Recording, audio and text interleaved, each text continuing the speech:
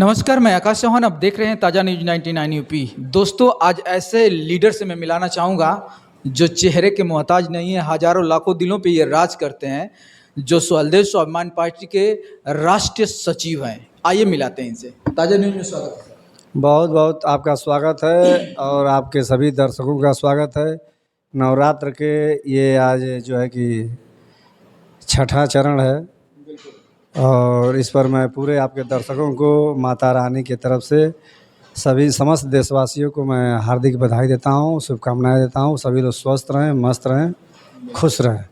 सही है सर। और हमारा सवाल है सर, कल आप लोग का बहुत बड़ा रैली हुआ था जो जखनिया में, कैसा रहा कल का कार्यक्रम? देखिए, जखनिया में माननीय राष्ट्रीय अध्यक्ष वहाँ पर मुख्य अतिथि थे। बहुत शानदार जखनिया विधानसभा में कार्यक्रम, और इस तरह से कार्यक्रम जब से स्वदेश स्वाभिमान पार्टी का निर्माण हुआ है तब से प्रत्येक जनपदों में पूर्वांचल के कहीं ना कहीं इस तरह से कार्यक्रम देखने को आपको मिलता ही रहता है।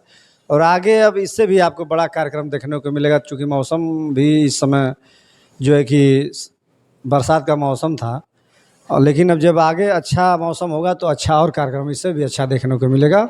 गाजीपुर की जनता को, वहाँ के कार्यकर्ताओं को, वहाँ के पार्टी के वरिष्ठ नेताओं को, सभी लोगों को मैं वहाँ के कार्यक्रम के जो आयोजक थे उनको मैं धन्यवाद देता हूँ। सर, एक माननीय ओम प्रकाश राज का एक बहुत ही बड़ा बयान वायरल हो रहा है कि जो विपक्ष पार्टियां गठबंधन करके गुब्बारे में हवा भरने का काम कर रही हैं, 2027 में वो बोल रहे हैं कि मैं छुछियवे गायब कर दूंगा। क्या कहना चाहेंगे? ओम प्रकाश राजभर जी सिर्फ बोलने में माहिर है, जितना वो बोल रहे हैं वो उनकी बोलने की जो जुबान है कि उनका बेटा हैट्रिक मारा है, 3 बार उसने हारा, और उनके सिर्फ जबान पर वो कंट्रोल कर लिए होते तो उनका बेटा कहीं ना कहीं राजनीति में स्थापित हो गया होता। कभी कहते हैं कि अखिलेश यादव को सैफई भेज दूंगा, कभी कहते हैं कि मोदी को गुजरात भेज दूंगा और अमित शाह जी को, कभी कहते हैं योगी जी को बाबा जी का घंटा बजाएंगे जाकर वहाँ भेज दूंगा, कभी कहते हैं सारंगी बजाने के लिए गोरखपुर भेज दूंगा। तो उनके किस बयान को हम लोग लें? इसलिए उनके कोई भी वो चीज़ बोलते हैं तो उस बयान को जनता, चाहे कोई सामाजिक कार्यकर्ता, चाहे कोई नेता, कोई उसको जो है कि नोटिस नहीं करता है। उनका सिर्फ बोलना, मनबोड़ बोलने के वो माहिर है। क्या ऐसा जबान चलाएं कि मीडिया में बना रहा हूँ। तो श्री ओम प्रकाश राजभर हों, चाहे संजय निषाद जी हों, इन लोग की उल्टी गिनती चालू हो गई है।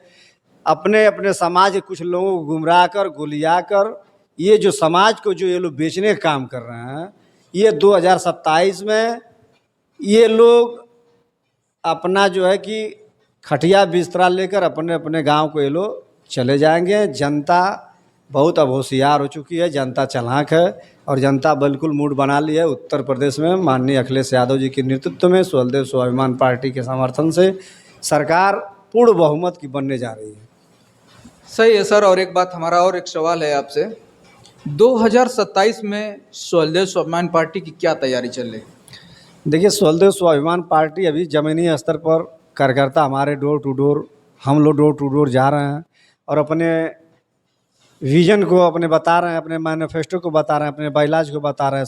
समाज की जो मूल समस्या, जो जड़ है, उसको हम लोग बता रहे हैं कि अब तक जो भी नेता है सिर्फ समाज को के नाम पर दल पार्टी बनाकर और सिर्फ ठगने काम किया।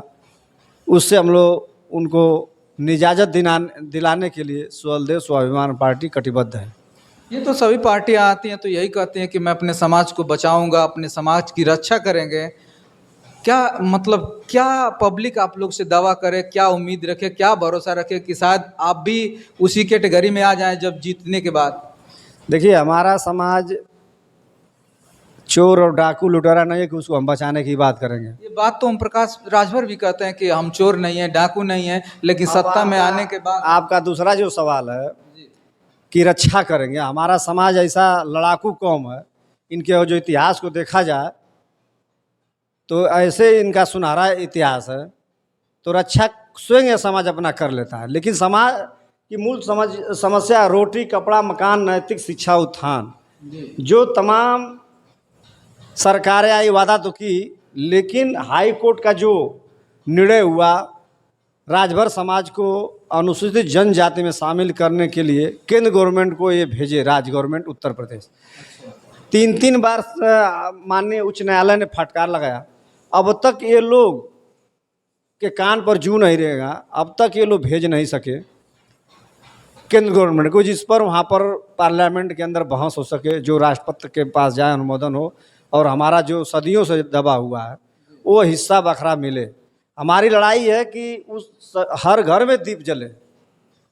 हमारी लड़ाई एमपी, एमएलए, विधायक, सांसद बनाने से नहीं। हमारे समाज में विधानसभा अध्यक्ष से लेकर तमाम मंत्री हुए, लेकिन समाज वही है।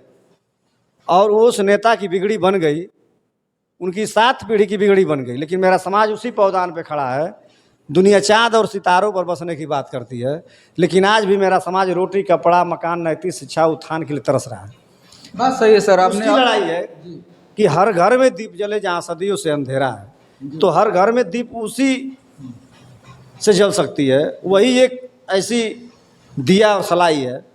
मेरा जो आरक्षण, जो हमारी अनुसूचित जनजाति की, जो हमारे पुरखे लड़ते लड़ते स्वर्ग लोग को चले गए, अब हम लोग की पीढ़ी लड़ रही है, और उसको माननीय उच्च न्यायालय ने कर भी दिया है। तो स्वदेश स्वाभिमान पार्टी के मैनिफेस्टो में 1 नंबर पर यह मुद्दा है कि समाज को वो सुविधा मिलनी चाहिए, सुख सुविधा की, जो सभी दबे कुचले, जो समाज हमारा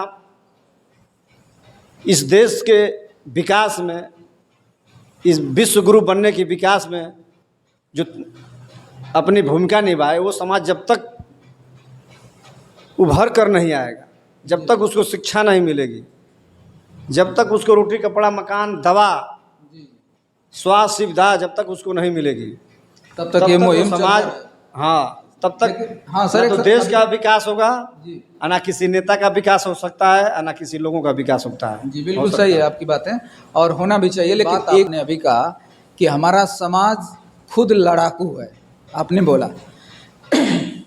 सर, हमें एक सवाल का जवाब दीजिए, अगर आपका समाज लड़ाकू है तो क्या लगता है सुहेलदेव, महाराजा सुहेलदेव जी जो थे, वीर क्रांतिकारी राजा भी थे, सिर्फ उन लोग को देखकर उनके नीतियों पे, जो सत्य बातें हैं, क्या उन लोग की नीतियों पे आपका समाज चल पा रहा है? देखिए, आज की जो लोकतंत्र व्यवस्था है, इस लोकतंत्र व्यवस्था में महाराजा सुहेलदेव राजभर के नीति और सिद्धांत पर चलकर समाज को कोई हक, हिस्सा, बखरा नहीं मिलने वाला है। जैसे जिस नीति पे वो चलते आज थे, यह उस पे चल पा रहे हैं आप लोग? लोकतांत्रिक जो देश भारत हमारा है, यह संविधान से चल रहा है, न किसी राजा रजवाड़ा के हुक्म से। नहीं, देखिए, मैं संविधान, एक मिनट, संविधान की मैंने बात नहीं किया। आप बोले ना कि हमारा समाज लड़ाकू था और किसी के हेल्प की जरूरत नहीं है, खुद वो लड़ सकता अपनी लड़ाई, यही बोले थे आप? जी जी बिल्कुल। तो मेरे कहने का मतलब, जिस नीति से वो चलते थे, जितना उनके अंदर हिम्मत, साहस, ईमानदारी जो भी था, क्या लगता है आपका समाज जो है उस नीतियों पे, उस ईमानदारी पे चल पा रहा है? बिल्कुल चल पा रहा है। हम तो हर जगह मीटिंगों में कहा करते हैं कि एक तरफ जो गड़ी छोड़ा मुनक्का दूध पीकर जो बालक दौड़ रहा है, लड़का फौज के भर्ती में, अगर जो समाज, राजभर समाज का लड़का 1 गिलास पानी भी पीकर उसकी माँ जो पिलाकर दौड़ा दे, और रात में दीप जलाकर उसको पढ़ने की प्रेरणा दे दे, और पढ़ लिख कर वह जो सेना के भर्ती में जाता है, तो 1 गिलास पानी जो पिया है वो गड़ी मुनक्का चौहाड़ा वाले, दूध वाले को हरा देगा, और 1 गिलास पानी अपनी माँ का और राजभर समाज का लाज बचा लेगा। इस चीज़ को हम लोग अभियान छेड़े हैं, लेकिन जब पूरा बगीचे में कुपलासी है तो उसको बदलने में, थोड़ा इस सिस्टम को बदलने में समय लगेगा, लेकिन हम लोग बदलने के पूरे प्रयास में हैं। वक्त लगेगा, लेकिन बदलाव देखने को मिलेगा। यह समाज अब बिल्कुल आतुर है कि जो मैं कुछ 1000 वर्ष पहले हमारा समाज जिस तरह से राज कर रहा था, उस तरह से हम लोग इस देश पर, इस देश के मूल निवासी हैं, और हम लोग हैं, तो हम लोग को अब हक, हिस्सा चाहिए, और हिस्सा मिलेगा संविधान से। जो संविधान की व्यवस्था, जो हमारी लड़ाई है, उस लड़ाई को हम लोग माननीय उच्च न्यायालय के द्वारा जीत चुके हैं। लेकिन जो यहाँ के राजनेता जो बैठे हुए हैं, जो सरकार चला रहे हैं, ये नहीं चाहते हैं कि ये भी समाज तरक्की करे, विकास करे अपना। जब यह समाज विकास कर लेगा तो उनका वोट बैंक की राजनीति खत्म हो जाएगा। इसीलिए जो समाज के जो अगुआ हैं, जो नेता बने हैं, जो 2-2 बार विधायक रहे हैं, 2-2 बार मिनिस्टर रहे हैं, वो लोग नहीं चाहते हैं कि समाज का नौजवान कोई पढ़ लिख कर शिक्षा उच्च ग्रहण करे। यदि शिक्षा उच्च ग्रहण कर देगा तो मेरे भाषण, मेरे रैली में नहीं आएगा, मेरे मीटिंगों में नहीं आएगा, मेरा टाट पट्टी नहीं बिछाएगा, मेरा जिंदाबाद का नारा नहीं लगाएगा। इसीलिए यह बहुत चतुर नेता हैं, ये चाहते हैं लोग मंत्री लोग कि यह समाज बुद्धवा समाज ही बनकर रहे, ताकि मेरा जिंदाबाद करता रहे और इनके आने वाली वंशावली, इनकी आने वाली पीढ़ी, इनकी आने वाली नस्ल, मेरे आल औलाद का भी जिंदाबाद बोलने के लिए इनकी आने वाली नस्ल भी तैयार रहे। वहाँ तक इस समाज को ले जाने के लोग चक्कर में पड़े हैं। लेकिन अब समाज तरक्की के अब अग्रसर है, अब किसी के मोहताज, किसी के भिक्षा पे मोहताज नहीं रहेगा। लेकिन मैं बार बार कहता हूँ कि आरक्षण कोई भीख नहीं है, आरक्षण मेरा अधिकार है। तो बार बार हर मंच से चैनल पर कहता हूँ कि आरक्षण को ख़त्म कर दो, धरती जमीन को बांट दो, शिक्षा एक समान लागू कर दो। जहाँ पर मंत्री का लड़का बैठ रहा है वहीं पर मेरा भी लड़का बैठ के परीक्षा दे, उसी स्कूल में हमारा भी लड़का, जहाँ अगड़ा समाज का लड़का पढ़ रहा है उसी विद्यालय में मेरा भी बच्चा पढ़े। एक समान करो शिक्षा, आप ख़त्म कर दो उसको, जो हमारा आरक्षण है। वहाँ तो आपका बच्चा पढ़ रहा है बड़े बड़े विद्यालयों में, हमारा बच्चा पढ़ रहा है छोटे विद्यालयों में। लड़ाई इस चीज़ की है, बराबरी समानता होनी चाहिए। इस चीज़ की लड़ाई को लेकर सुहलदेव स्वाभिमान पार्टी के एक एक कार्यकर्ता कटिबद्ध है। चलिए मनोज जी, आपसे बात करके बहुत अच्छा लगा। बहुत बहुत धन्यवाद। बहुत बहुत धन्यवाद।